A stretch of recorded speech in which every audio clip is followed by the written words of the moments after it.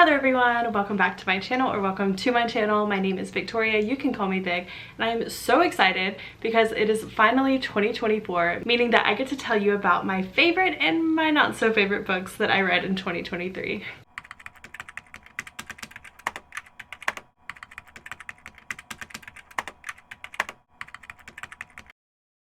We are going to start off with a book that I'm actually a little bit sad that it wasn't good. Like, I really wanted this book to be something. I wanted it to be good, and I gave it so many chances to be good, and it just did not. And that is Ledge by Stacey McGowan. It seemed like it was giving me everything I was wanting. It was this winter vibes fantasy romance. It started off strong, like the first few chapters started off so strong, and it fell off so hard, and I just kept waiting for it to pick back up and to like fix itself, and it never did, and it really was such a disappointment for me. In Ledge, we're following our main character Dawson, who lives on this civilization that's trapped on a ledge. They're trapped on the ledge of this mountain, where one side is the sheer mountain wall that they can't climb, and the other side is this cliff that leads into this huge chasm. And life is really hard on the ledge. They've been trapped there by this other species called Glacians, and they have limited resources, limited food, limited warmth, limited shelter. It is extremely rough. What's even worse is that every season the Glacians come and they cull the people living on the ledge, taking a few back to their kingdom. No one knows what happens to those that are taken, but Dawson soon finds out. He does get chosen as one of the unlucky humans that's culled from the population,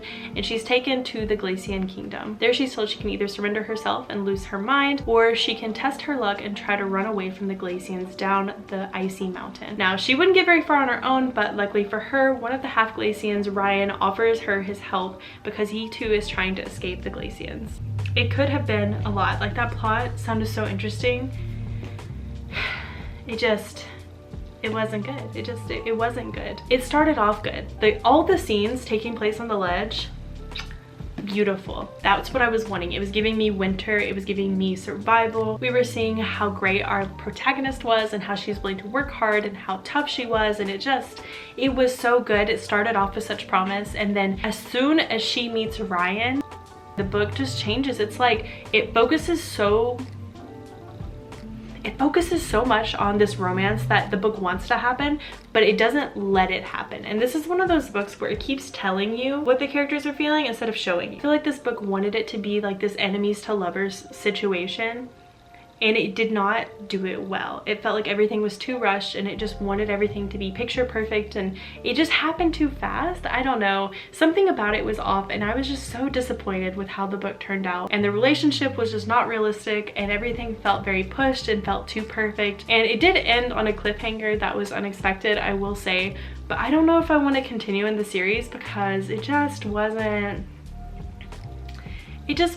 giving what it needed to. It felt rushed. It felt kind of sloppy. It didn't leave you wanting anything. It just told you everything. It told you how you were supposed to feel about it, and instead of showing you. Yeah, this was a very disappointing book and one of my least favorites. And I don't know if I'm even going to read the second book. I feel like people keep raving about it, but like the first one was bad. It wasn't even just like, you know, like ACOTAR, where the first book's like okay, but the second book is super good. Like, this one wasn't even just okay. I was very upset that it was this bad. I didn't like it.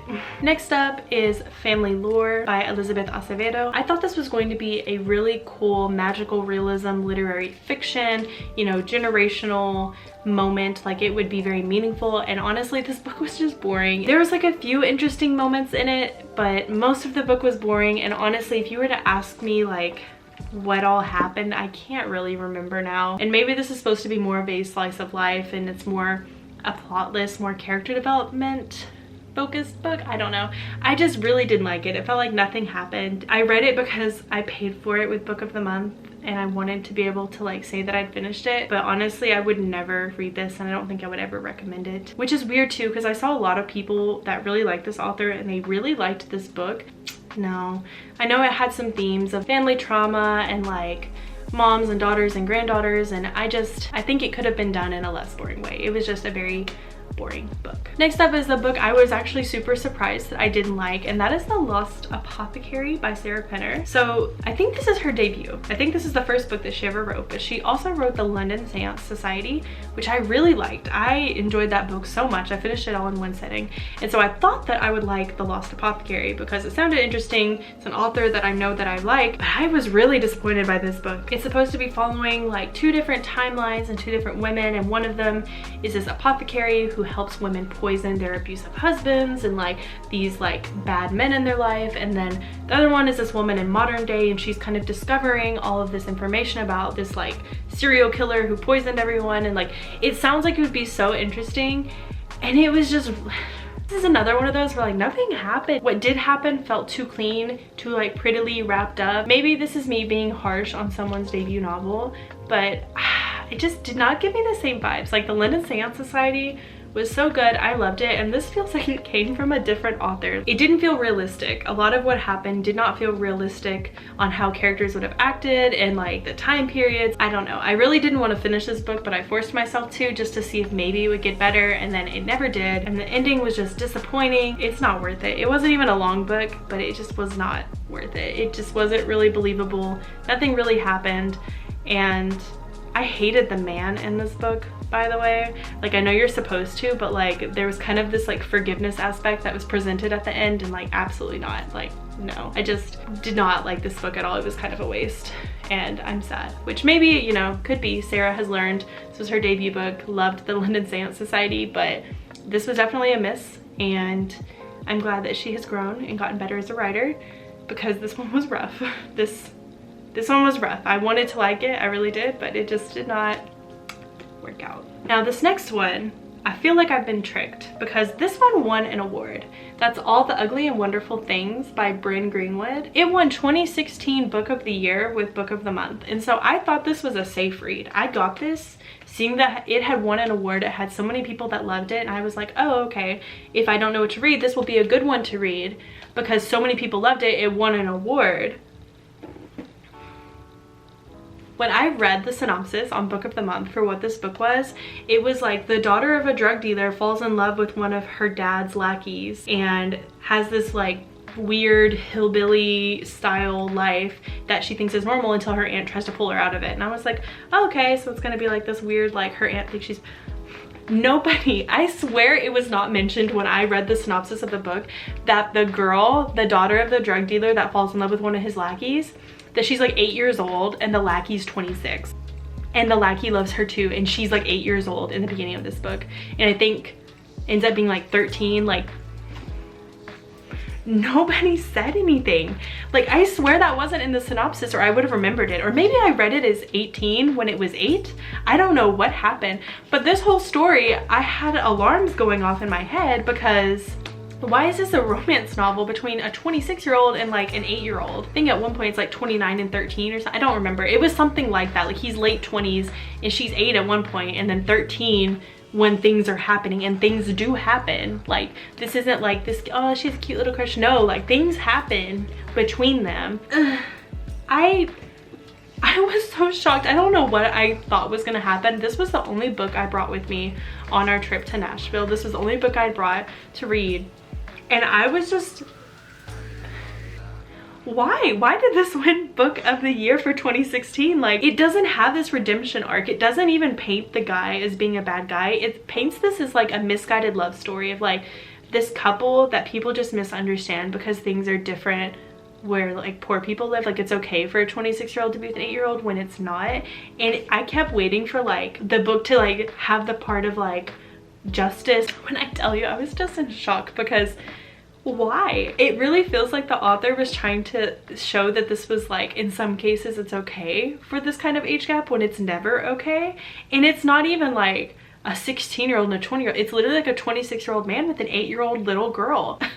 I don't even know what to say except that I hate that I read this book, and I hate that it won an award.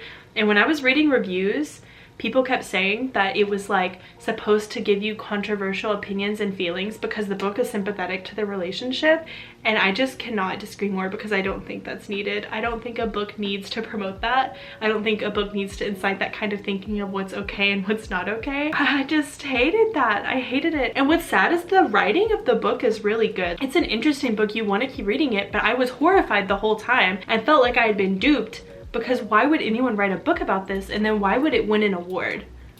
If you've read this book and you like have a different opinion than me, please tell me. Please explain, because this was gross. This was horrible, and I'm still shocked that it won an award and shocked that so many people really, really liked it. And I'm gonna read the synopsis of books way more closely in the future, because I was thinking this was 18-year-old daughter, but it was 8-year-old daughter. And that's two very different things, two very different stories, and I was shocked. Do not recommend this one. It was God. All right, I have two other books that were my least favorites, but I don't have physical copies of them. The first one is Tender is the Flesh by Agustina Bazterreka. This one I knew was gonna be a hit or miss for me. It's a really short book, and essentially in this book, we're following this world where animal meat has suddenly become toxic, poisonous to humans. So we can no longer eat animal meat, but it's not just animals' meat, it's like everything about animals becomes toxic to us. So like their saliva, like their blood, everything is toxic. So all animals in the world are completely killed, and humans turn to eating other human meat, which they refer to as special meat instead. So we're following this world where people are essentially all cannibals, but they use euphemisms so that they don't really have to think about the fact that they're eating humans. In this world, humans are bred specifically for meat, and it's a wild ride. It's a wild ride. I knew it was gonna be kind of a weird horror book, and we go in with this main character who works for a processing plant for special meat. He ends up being gifted this girl who was bred specifically to be meat, but he ends up developing kind of a relationship with her. I wouldn't say it's like a full-blown relationship because she doesn't speak English, she doesn't really understand anything, but he becomes sympathetic to her and realizing the fact that special meat is humans, and we're kind of just seeing him deal with a lot of guilt and a lot of stress about what to do with her now that he has her, because he can't kill her, he doesn't have the heart to, but he also will get in trouble and might get executed if he's caught, you know, being sympathetic to her. I just hated the book. I feel like that's controversial because everyone that I have talked to that has read this book really liked it, and I know that there's a lot of metaphors in this book and there's a lot of talking about the way society is currently. I hated the book. Everything I was reading was grossing me out. Everything that I was reading was just hard for me to get through, and I hated the main character and I despised the ending. I didn't like it. I really hated it. Reading it was really hard. Like, it was a gruesome book and some fucked up things happen in the book. Sometimes I am okay with it when I'm reading a horror book, and then other times I can't. And that was one of the times where it just really, really bothered me. I think especially the way that the women were treated in this, and the way just seeing humans treated as cattle, like visually in my head while I was reading it, was really hard. For me, it was a no. I did not enjoy it, but I know a lot of other people did, but I could not do it. And the last book I'm going to talk about that was my least favorite, and I will say, like, this is my absolute least favorite that I've probably ever read ever. I don't think I've read any other book that I hated more than this one, and that is Them by McKay Watson. Them is a extreme horror novella, and McKay Watson is on YouTube, I believe. I think he's a YouTuber, and this was his first novella, or I guess his first book in general that he's ever written. And I am not a part of the extreme horror genre. I don't really read that. I follow a few YouTubers that they read it, and I've heard them talk about it, and it's always been interesting to me, but I'd never read one before until I read McKay's book. I don't think I've ever been as disturbed reading a book as I was reading that book. It was bad. It was, and you know, I can't speak for the whole genre because I know some people really like extreme horror and they have reasonings for why they read it and the messaging behind it. There were two scenes in particular involving children and babies that I just cannot. I can't do that, and I don't care to read that again, and I am horrified every time I think about that book. And I know, again, some people like extreme horror and they'll say you shouldn't read it. There's warnings all over the book, and I know that there were warnings, but I decided to try the book anyway because people were saying it was good. But that is something I can't do, I will not deal with. And if you don't know if you like extreme horror, I would not read that book. I'm sure there are a lot easier books to like let yourself into the genre, but I hated that book. Even if I'm putting away the gross, horrific parts of that book, the writing wasn't very good either. It was very mindless. Like, we didn't really know anything about our character. We didn't have a reason to care whether she lived or died. And that's kind of the whole point of the book, is you should care whether she lives or dies. And I just didn't have any attachment to them. And I feel like every time something happened, it just felt, what's the word, like torture porn? That's what it felt like for me. Was like, it was just there to be there. There wasn't a reason for it. And I've heard other people talk about it and say that there was like underlying messaging, but it was awful. Like, absolutely awful. I would never recommend this book. And I hated it. I genuinely I hated it. And the more I think about it, the more I hate it. And I don't think I'll ever read another extreme horror book if it's anything like them, because it was awful. Like, it was awful. And with that, that is my favorites and my least favorites of 2023. I hope you enjoyed this video. I hope you're able to maybe avoid some of my non-recommendations to save yourself some time. But if you've read any of the books that I mentioned, please let me know your thoughts down below, especially if we disagree. I love talking to people that have different tastes in books than me, and I had some rough ones in the least favorite section. So please let me know your thoughts. If you liked this video, please leave a like down below and subscribe to my channel if you want to see more videos like this or more of me in general, and I will see you guys in the next one. Bye!